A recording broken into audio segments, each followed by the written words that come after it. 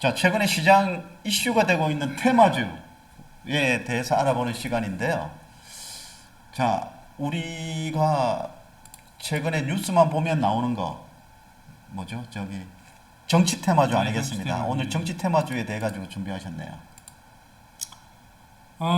최근에 보시면 이제 한동훈 지금 법무부 장관 관련해 가지고 배우 이정재와 찍은 사진 때문에. 이정재와 연관된 뭐 대상 그룹주들이 네네. 급등을 하는 그런 뭐 우선주는 어제도 상을 쳤더라고요. 우선주가 왜 올라가는 거예요? 우선주 왜냐하면 대상 구주는 네. 거래도 많이 되고 하는데 우선주는 거래가 안 되잖아요. 그러니까 내가 사서 그냥 몇 주 안 사서 그냥 네? 올리면 네. 수급으로 올릴 가능성이 높으니까 우선주가 이제 세죠. 어쨌든 간에 정치인 테마주가 시장에서 제대로 한번 주가에 근데 이게 정치인 테마주라는 네. 게 잘 아시는 것처럼 별로 내용이 없거나 네. 지금 시점이 그 시점이 아니면 아무리 정치인 테마주에도 영향이 별로 없죠. 없죠. 근데 이제 내년- 시기적으로 내년 4월. 정치의 계절이 이제 사정권에 들어왔습니다. 예. 내년 4월 달에 총선, 22대 총선이 있기 때문에 네. 보통 과거에 보시면 이 총선이나 대선 같은 경우는 한 6개월 전부터 이제 움직이기 시작합니다. 관련된 종목. 6개월 전부터. 예. 예. 그래서 거의 이제 선거 전 한 달 전쯤에 다 마무리가 됩니다. 한 달 전에 마무리. 그러니까 누가 되느냐 안 되느냐 중요하지 않아요. 중요하지 않아. 되고 안 되고 중요해. 된 다음에 주가가 엄청 빠져. 주식이 어렵네요. 그러니까 거꾸로 그러니까 네. 예를 들면 특정한 사람이 뭐가 될 거다라고 생각해가지고 관련주들이 움직여. 근데 됐어. 네. 된 다음에 빠져. 예, 예, 거꾸로. 예, 예, 예. 주식 그렇거든요. 그러니까 네. 그거 잘 이거 유념하셔야 돼요. 된 다음에 올라간다 그게 아니고 되면 빠집니다. 네. 그러니까 그렇게 이해하셔야 되고 여야 쪽에서 새로운 정치인이 특히 등장을 많이 합니다. 총선 때는 젊은피 수혈 해가지고 뭐 계속 이제 새로운 인물들을 영입을 다 하죠. 우리 그 여권에서는 한동훈이고 야권에서는 야권에서는 아직은 뭐 나오는 사람은 없는데 아마 일단 이낙연 그 이낙연 이제 과거 그 총리했던 분이 다시 또 이제 그 신당 창당 창당사. 이런 이야기들이 나오잖아요. 예. 혹시라도 이제 그분이 뭐 등장을 해서 네. 혹시라도 이제 조금 영향이 좀 있게 되면 뭐 관련주를 또 찾겠죠. 네, 네. 또 파괴력은 얼마나 될지 모르지만 네. 그래서 뭐 그런 부분으로 이제 주식시장의 주가가 좀 반영이 되는 부분이고요. 정치인 관련 일단 처음에는 인맥주로 시작을 합니다. 최근처럼 최근처럼. 그러니까 네. 누구와 연관된 사람이더라. 네. 그다음에 그 사람의 동문이 어디 회사의 이사더라. 어디 회사의 대표더라.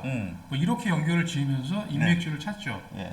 그게 막 이제 진행이 되다가 어느 순간 보면 이제 정책주. 정책 이슈로. 왜냐하면 인맥주로 막 주가가 움직이다가 실질적으로 선거 좀 그러니까 좀 가까워지면은 예를 들면 어떤 사람이 더 강력하고 어떤 약간 약해 보이고 그런 것들이 조금씩 나오거든요. 네, 뭐 네, 여론조사에 네, 나오고 네. 그러다 보면 특정한 좀 강하게 올라오는 사람이 어떤 정책을 얘기했다더라. 그럼 이제 그 정책 관련된 테마들이 움직입니다. 처음에 인맥주를 시작해서 정책주로 움직이는 뭐 그런 패턴을 보인다고 보시면 될 것 같고요. 저는 개인적으로 최근에 한동훈 법무장관 관련주들이 이제 급등장이 나타나기 시작하면서 이제 시작이 됐구나 라고 네. 판단이 됩니다. 그래서 뭐 시차를 두고 계속 매일매일 그렇지는 않지만 네. 그때 시차를 두고 내년 3월 달까지는 정치 관련 테마주들이 계속 찾고 나오고 또 후발주 찾고 막 급등하고 급락하고 이런 흐름들이 계속 진행이 될 거다. 한 달 전에 마무리된다고 네, 했죠. 뭐 거의 한 달 네. 전쯤에는 마무리가 됩니다. 선거 직전까지 가져가면 안 되겠네요. 아, 그러면 안 됩니다. 거의 왜냐하면 한 달 전에 대충 윤곽이 나오잖아요. 그렇죠. 누가 당선되고 떨어지고 시장은 그러니까 그렇게 반응이 되는 반응을 거예요. 하는 거죠. 예. 그러니까 그 부분은 잘 이해하셔야 되고요. 이게 과연 이게 미친 짓 아니냐 주식을 보면서. 미친 짓이죠. 뭐. 근데 이제 저는 드는 생각이 물론 그렇게 생각할 수도 있는데 시장이 있는 모습 그대로 그냥 인정하면 됩니다. 그게 시장이니까. 아, 그럼요. 예. 거기 가서 내가 뭐 이게 무슨 말이 되냐 그런 걸 떠나서 내가 예를 들면 그 주식을 가서 사서 남기면 되지. 먹으면 되잖아요. 네. 물론 이제 손해를 볼 수도 있지만 어쨌든 간에 요 있는 모습 그대로 인정을 하고 그런 맥락에서 이렇게 이제 대응을 하실 수 있으면 하시는 것도 저는 뭐 여러 가지 방법 중에 하나다. 투자 전략이 그때 달라요.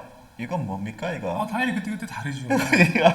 그래서 뭐 하나 탁 찍어 주셔야지. 어떻게 아니, 매매? 종목은 이제 뭐 왜냐하면 사실 종목이 그때 다른 그렇죠, 겁니까? 그렇죠. 그러니까 어쨌든 정치 테마주는 내년 3월까지는 등락을 거치면서 네. 뭐 종목들이 선별적으로 올라갈 수 있는데 네. 종목을 뭘로 사는 거는 그때 달라요. 왜냐하면 예를 들면 최근 들어서 한동훈 관련해서 이정재 배우와 연관된 그 사진이 올라올 줄 누가 알았어요? 모르잖아요. 예. 근데 그런 거 한동훈이가 총선 출마 절대 안 한다고 하면 어떻게? 아 그러면 이제 한동안 랜드는 이제 이제 끝장 박살 나는 거죠 이제. 그런 거예요. 그러니까 네. 이제 종목은 좀 받으신 거 없습니까? 아 관심 지금 뭐 없어요. 예.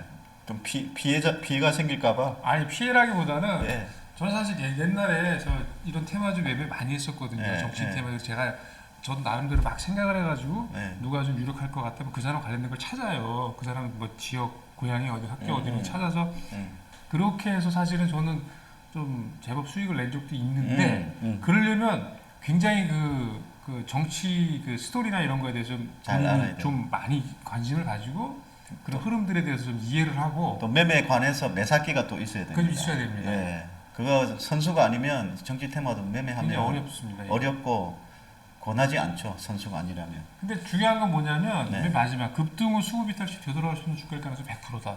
급등 후에 급등할 때 잘못해서 끝난다는 꼭지에 거죠. 잡으면 꼭지에 잡으면 본인이 돌아가실 때까지 그 주가가 안 올 가능성이 굉장히 높다는 얘기예요. 그 매매를 그냥 초보는 매매하면 안 되거든요. 그러니까 제가 보기엔 하시면 안 돼요. 안 돼.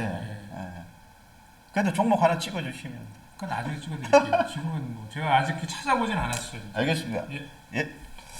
오늘 준비하신 대로 수고하셨습니다. 예.